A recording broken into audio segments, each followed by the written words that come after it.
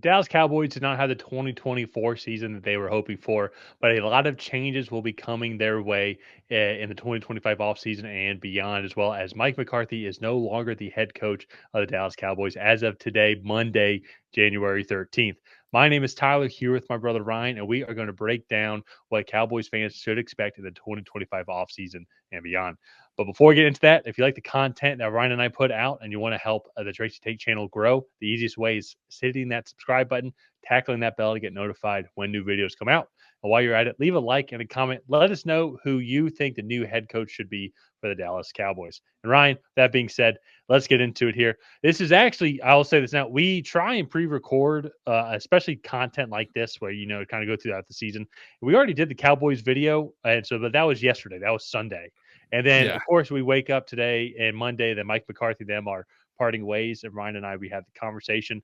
I feel like that Cowboys video is not relevant anymore because No. major changes are going to be coming to the team here now as they're looking for a head coach.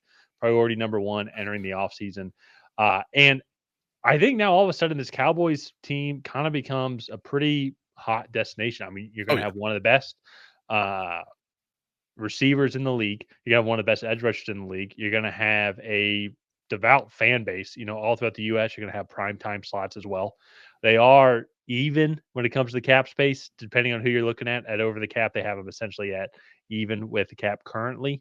I think Spot Track is a little bit less. And Dak Prescott still is like an above average quarterback in the league and has had good success with this Cowboys team. It's going to be very interesting how the head coaching search goes and who they end up selecting, and then what are some of the immediate moves they make from there. But Ryan, with that being said, what are some of the things, kind of looking at this 2024 team, that you think a new head coach likes and would want to keep, or then also some areas that they really want to improve?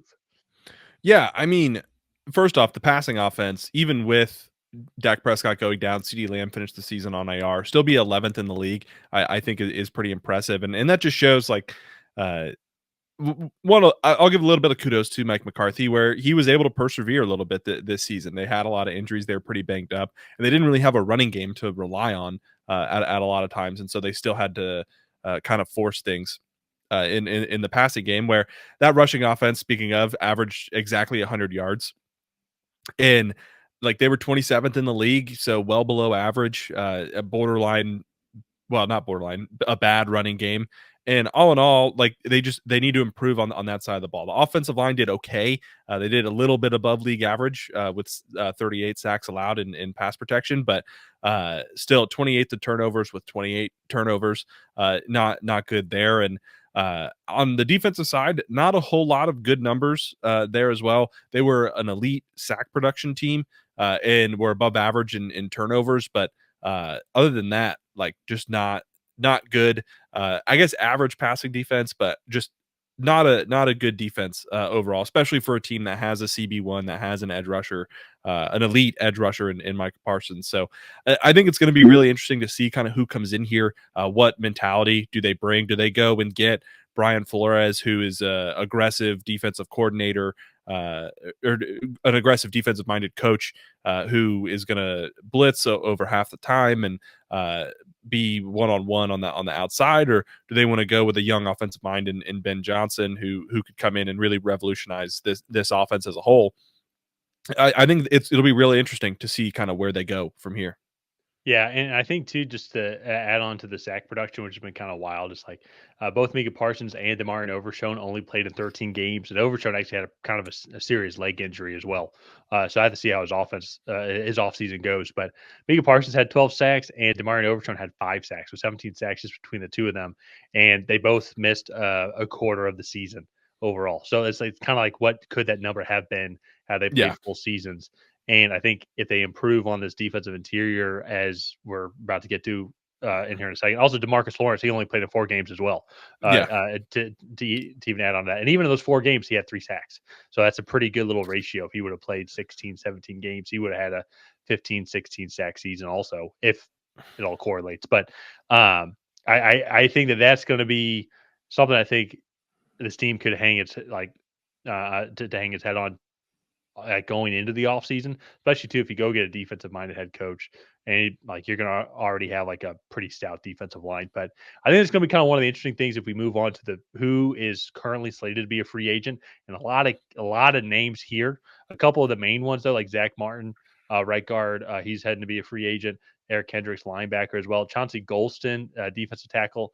He had 5.5 sacks on the season. DeMarcus Lawrence, a name I already met as well. Brandon Cooks, Quante Turpin, a couple of the top receivers, even though Cooks did miss some time this year as well. Carlson Lewis going back to the edge rusher. And then Rico Dowdle, and also Zeke Elliott is on here as well. They already cut him.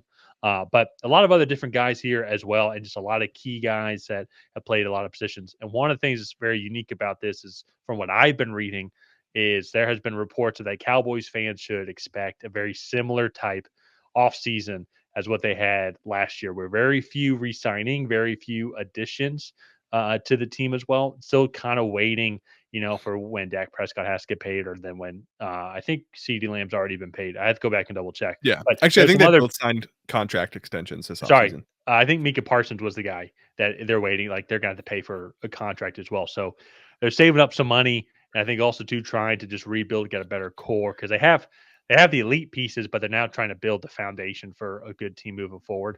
So, Yeah. but there's still some key pieces that are here. I would think like I would want to bring back either Chauncey Golston or DeMarcus Lawrence coming into the season. Maybe not Brandon Cooks, but maybe Turpin. You can get him cheap. And I know it's even weird to say, but like Cooper Rush, if at the right price, is a very serviceable backup. Like he's played some pretty serious minutes, I Yeah. would say. But that I being said, mean, though, that was under a Mike McCarthy system, and he's not going to be there anymore. yeah, and he played well for a majority of the season, I believe. He played like 8 or 9 games, right? Chris Collinsworth said this, and well, yeah. So he played 8 games. He went 4-4, and Chris Collinsworth said this Yeah. on Sunday Night Football. It kind of made sense to me. Like your job as a backup, if you go 500 during your stretch, then you're kind of doing your job because like you're a backup for a reason. And Yeah. even too when Dak Prescott was hurt, was it a couple years ago? And I'm pretty sure it's when they Mhm. won the division. But Cooper Rush played the first 4 games, and I think they went 2-2 during that stretch. Like he's extremely serviceable. And when you have CeeDee Lamb there as a weapon, uh, it would have been interesting to see what this offense could have been if they had a better running game, better offensive line that they could have protected him, give him some time because he's done fine. Yeah. For backup, I'd say he's one of the better ones. So that's why I think it's going to be interesting as once they find a new head coach and then this regime kind of takes a deep look at everything. What's their first decision going to be? And because it's very interesting, even like then when we look at the draft and we look at the draft picks, everybody in the mock draft world is talking about like Ashton Genty's got to go there because they have no running back room, and that's very huge possibility. But I think they're disregarding. They need offensive line help. They need a second receiver. They need some defensive interior. You can make an argument for secondary. They need linebacker help. Like they need a lot of help overall, and a running back's not just going to come in there and be their savior. As good as Ashton Genty is, as right now. And Yeah. maybe they still go that route, but that's what's going to be fascinating. And we're going to know a lot more about that direction they want to go based off who their new head coach is going to be. Yeah, no, and I think that's a good segue into this next slide here is like who do they re-sign, who do they sign? So one of the big things that we think they need is a wide receiver too. So bring back Brandon Cooks and potentially go out and get another guy in that spot in free agency. Javon Kinlaw, Kevin Zeitler, beef up the trenches on both sides of the ball, and then AJ Dillon I think would be a good kind of power back, bell cow back for them. He's in Green Bay right now, could come down to Dallas and get a good opportunity for them. If they do get Ashton Genty in the draft, who's the top of the draft targets list, I think AJ Dillon would be a good compliment because that's just the all right, AJ, we need a yard. go run through the guard's butt and get a yard, push the pile. Like and Exactly. Yeah. so Uh, and I think that's the only one of the interesting things too with this draft class, especially in the running back position. It is so deep. Even if you go get a guy yeah, like Dylan Sampson in Tennessee, like in late third round, early fourth round, that guy he's probably going to come and be the starter. yeah, I mean, Dylan Sampson's super good, and so there's just a lot of really good names that are here in this class. And honestly, even too, this would be kind of a stretch, and I don't know if this would be the right move, but I could even see like Omari and Hampton so good, it could maybe be in something similar to like a Bijan Robinson, Jameer Gibbs, where if Ashton Jeanty goes in the top I could 10, see it. Omari and Hampton is there. But and that's if we're going like heavy dose of running back in this draft class. And that's where the Cowboys need so much more. If at a 12th overall pick, they could go Josh Simmons, offensive tackle out of Ohio State, who would probably be a top 5 pick if he did get hurt during Oregon, the Oregon game in the regular season. Tyler Booker, guard out of offensive line. Those two guys right there would help out that offensive line tremendously. They want to go on the defensive side of the ball. I think Jahad Campbell would be a good compliment. Same thing too with Mike Green potentially in the second round would be a good compliment to uh, Micah Parsons. So a lot of different routes the Cowboys can go. There, it's going to be a fascinating beginning of a new chapter in this organization now that Mike McCarthy is gone. And I think it was about time. I think this is the right move for both parties. I do believe that Mike McCarthy could potentially go and have success, uh, potentially in some at some other teams who are more ready to win now and get that veteran experience. Like people talked about Chicago Bears potentially being an option. They talked about I think even New Orleans Saints. I think the Bears are more in a win now mode, especially too after the year that they've had and the investments that they've made, and just with his experience and I think his offensive mind. I will gladly still make fun of him for his clock management and I think some of his coaching decisions, but still he did do a pretty good job offensively last year, and I think he had a pretty good setup, all things considered, with the offense this year. But all the injuries that happened, I think last year, give Mike McCarthy credit, he had one of the better offenses in the league last year, Yeah. and a lot of question marks were like when Kellen Moore left, like what's this offense going to be like? And he did a pretty good job. I would say Yeah. actually better than a pretty good job. So CeeDee Lamb almost broke the receiving uh, He had season like the single seventh season best record. receiving season of all time. The only Yeah. only reason why people didn't talk about it too much is because Tyreek Hill just had a better season. You know? Yeah. Yeah. But I mean, all in all, like the Cowboys, they have some good bones, I think, to them to come and build on, and uh, we'll have to see who they bring in. But all in all, like this is going to be a cornerstone franchise that no matter who they bring in, we'll hear a lot about them going forward. So we did talk a little bit about it on the previous video that we recorded for this series, but we mentioned like should the Cowboys move on from Mike McCarthy, and so now like I'm just kind of curious and like I want to get your opinion and Cowboys fans' opinions. Like, was this the right move? Like, do you think both like the Cowboys should have moved on from him? Because not that they like were on the fringe of winning Super Bowls with Mike McCarthy, but you have an NFL caliber head coach who is winning games for you and making you a playoff contender more often than not. Oh yeah. So, um, I I the thing for me is well, one yes, like he was there for 5 years, and if you have the expectations of Cowboys fans, it's you want to go back to winning Super Bowls and being on prime time a lot late in the season, playing in January right now. But I think one of the issues though is, and this is going to be the Cowboys' biggest downfall, is just the leadership and the ownership from the front office. Is I nothing against Jerry Jones. I mean, I have no opinion of Jerry Jones really. I know like this is just the business world that we're in. Cowboys fans I know have a lot stronger opinions on Jerry Jones than I Yeah. do, but and I think there's a lot of fair points. Like you go look at the leadership in Philadelphia. I think there's a reason why they're so good. Go look at the talent that's on that field that they've drafted and that they developed. They have made some very key trades and signed some key pieces like Saquon Barkley, AJ Brown. Yes, um, but there's a noticeable shift in leadership and just that overall vibe of that team. And now even go look at Washington. There was an ownership change that was there. That new, they brought a new head coach, brought a new leadership, a veteran, I would say veteran head coach in Dan Quinn, and a veteran offensive coordinator with head coaching experience with Cliff Kingsbury. Now Kingsbury won't be there for that long, just because he's Yeah. also looking for a head coaching job. But just the overall vibe and mantra of the Commanders team and of that Washington organization.